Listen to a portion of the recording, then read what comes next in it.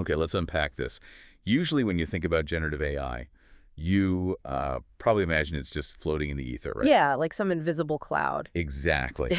But the reality is every time you ask an AI to do something, your request physically travels to a very real, incredibly hot piece of hardware. A massive piece of hardware, actually. Right. And today we are unpacking a deep dive report from Private IQ.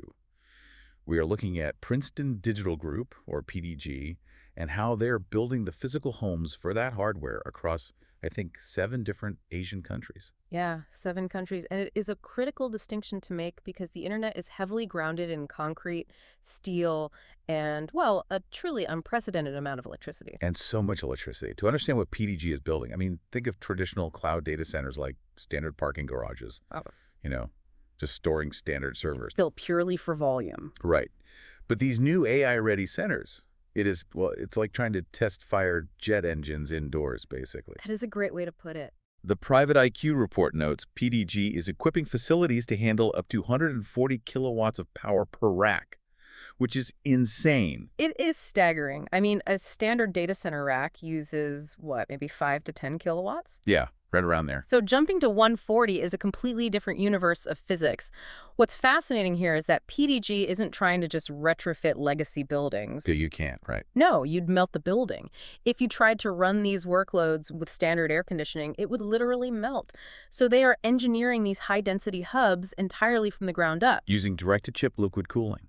Exactly. And by designing for this extreme heat from day one, they are hitting major industry milestones, like getting that NVIDIA DGX Ready certification in Japan.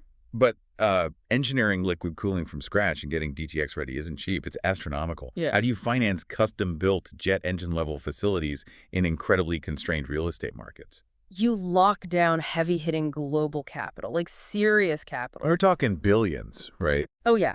In 2025 alone, PDG secured $2.5 billion in fresh funding.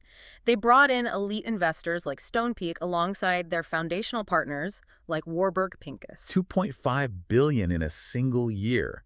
That's a massive war chest. It gives them incredible leverage, and this actually brings us to one of Private IQ's proprietary metrics. Oh, the SMART score.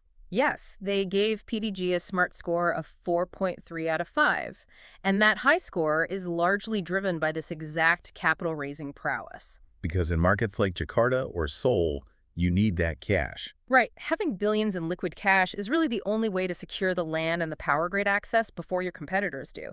It essentially builds an insurmountable financial moat. Okay, but securing power grid access brings up a huge contradiction here. You just said they're pulling 140 kilowatts per rack and running red hot. So here's where it gets really interesting. Let me guess, the green AI issue. Yes. Isn't green AI just a complete oxymoron at this point? How do those two facts even coexist? It's a highly valid paradox, honestly.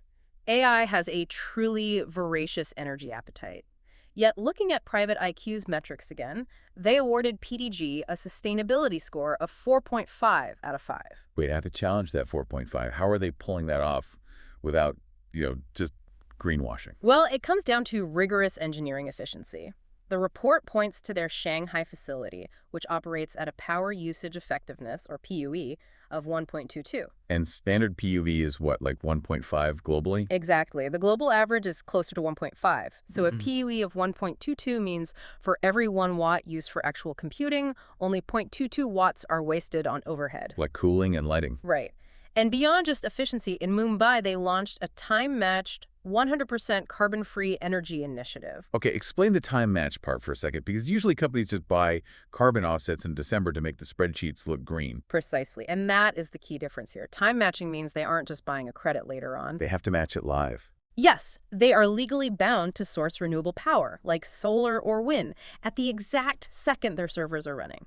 They track the consumption in real time. Wow, tracking it second by second to match the exact power draw. That is impressive. So what does this all mean? Well, when you look at the whole picture... Right, when you strip away the servers and the liquid cooling, PDG is effectively positioning itself as the physical backbone of the Asian AI supercycle. They are becoming the landlords of this revolution. Precisely. And if we connect this to the bigger picture, it leaves you with a really critical thought to ponder. What's that?